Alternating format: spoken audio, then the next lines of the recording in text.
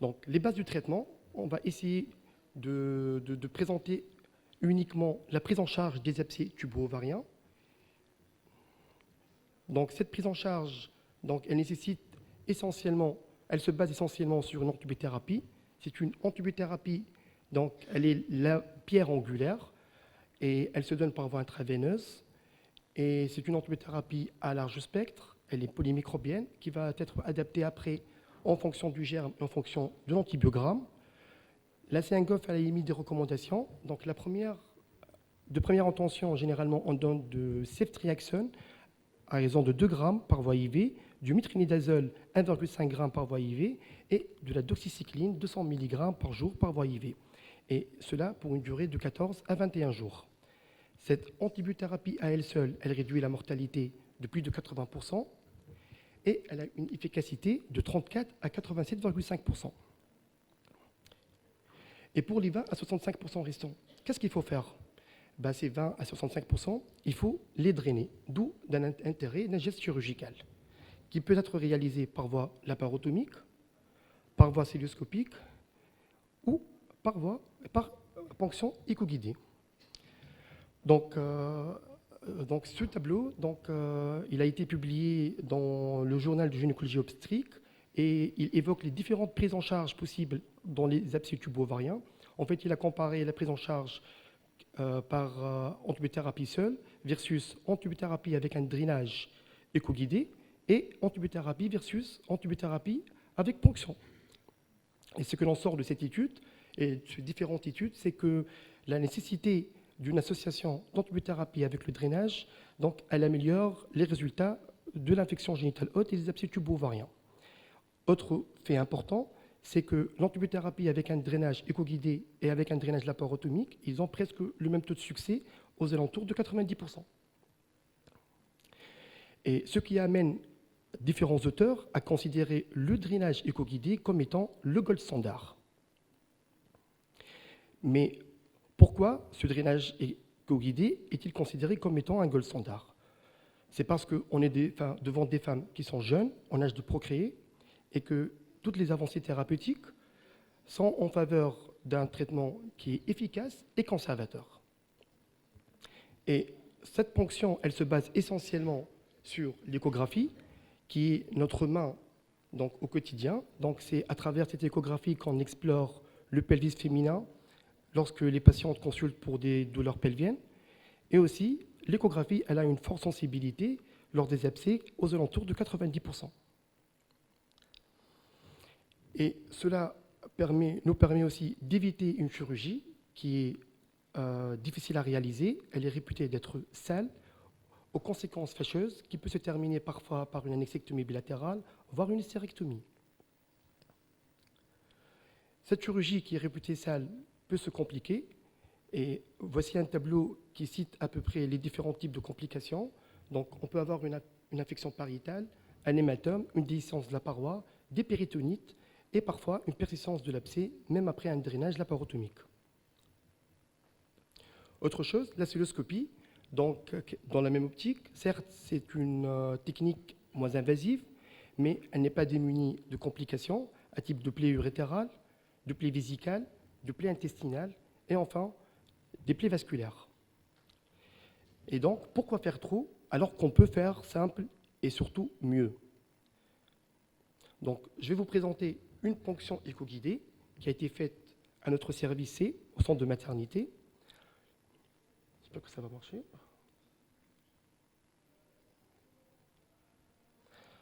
Donc, c'est une ponction qui a été réalisée par Dr Krill et moi-même chez une patiente âgée de 39 ans qui a un abcès tubo-ovarien qui est typique, fait 8 cm au niveau du Douglas. La patiente a été mise sous antibuthérapie depuis 24 heures. Donc, on met le guide au niveau de la sente. On essaie de repérer l'abcès, le mesurer. Celui-ci, il fait à peu près 80 mm.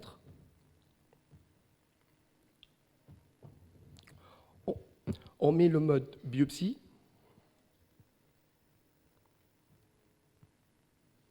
On introduit tout doucement et sereinement l'aiguille au niveau de l'abcès. Donc, on essaye de ponctionner le pus et de l'évacuer.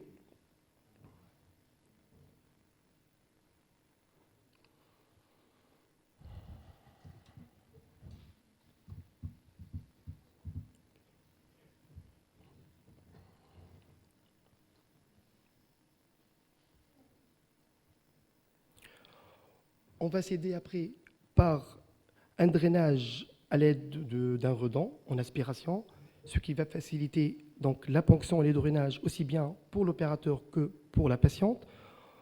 On va essayer d'irriguer donc le pus afin de le diluer et pouvoir donc aspirer le maximum du pus et d'évacuer l'abcès, comme ce cas.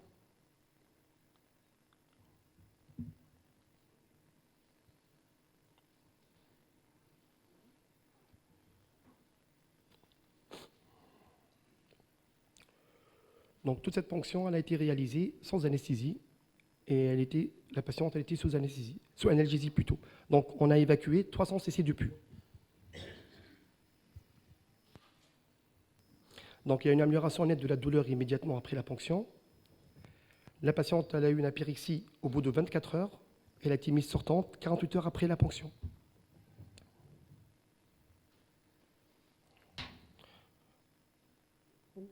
Donc un remerciement spécial pour Dr Salah Amiri, Helat Labelsi et Sana Minjli pour cette vidéo.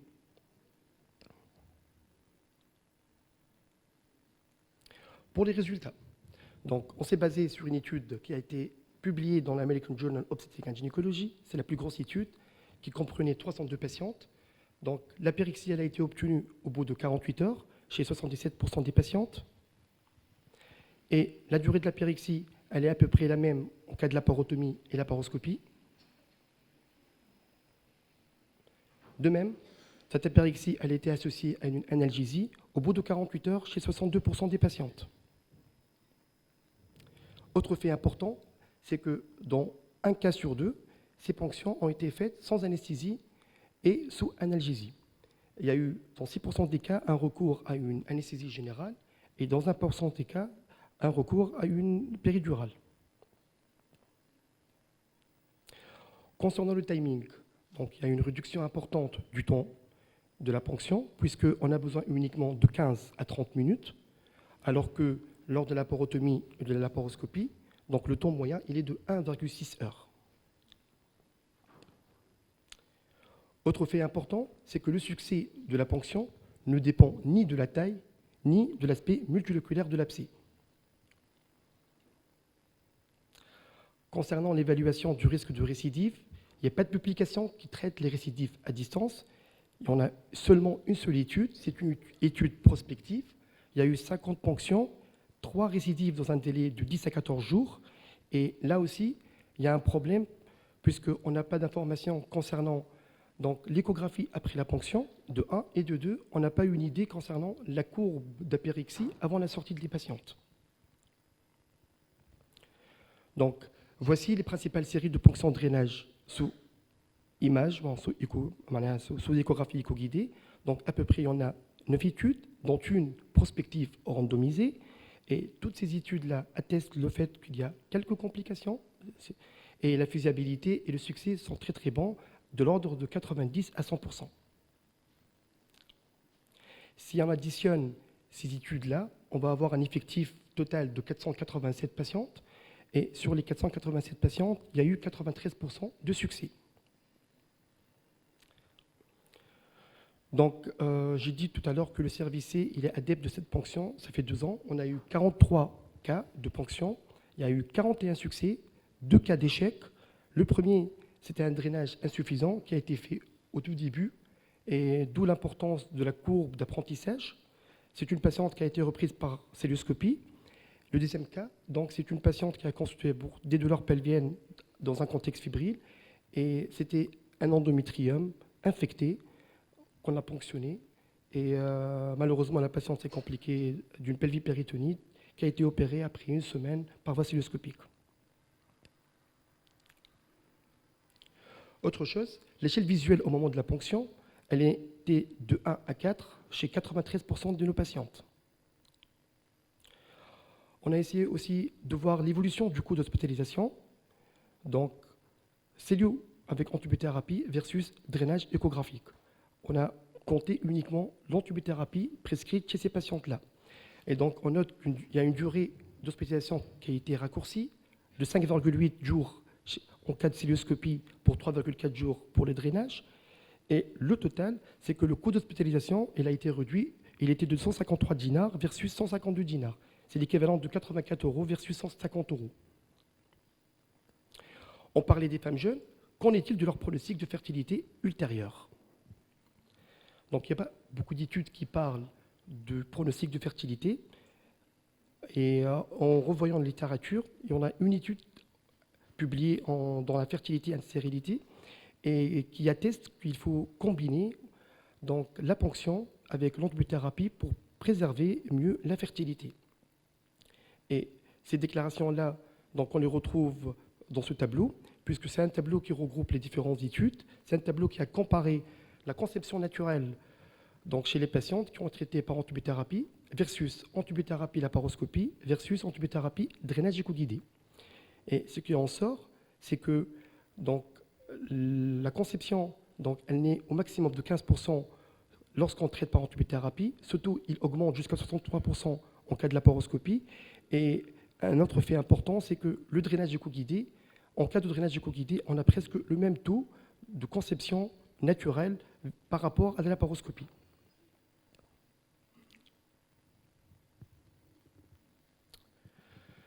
Donc, autre chose, c'est que les différents papiers, donc, ils recommandent une cœlioscopie à distance, diagnostic voire opératoire, chez ces patientes-là qui présentent une infertilité et qui voudraient avoir une conception.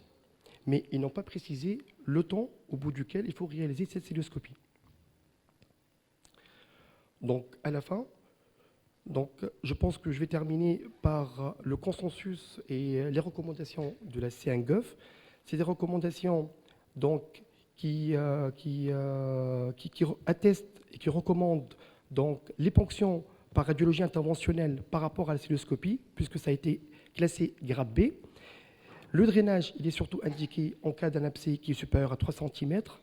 Et je terminerai par dire que la ponction par voie transvaginale, elle est à préférer au drainage chirurgical, car il a une bonne faisabilité, il peut se faire d'emblée, sous simple sédation, et enfin, il peut être éventuellement répété. Et je remercie l'assistance pour votre attention.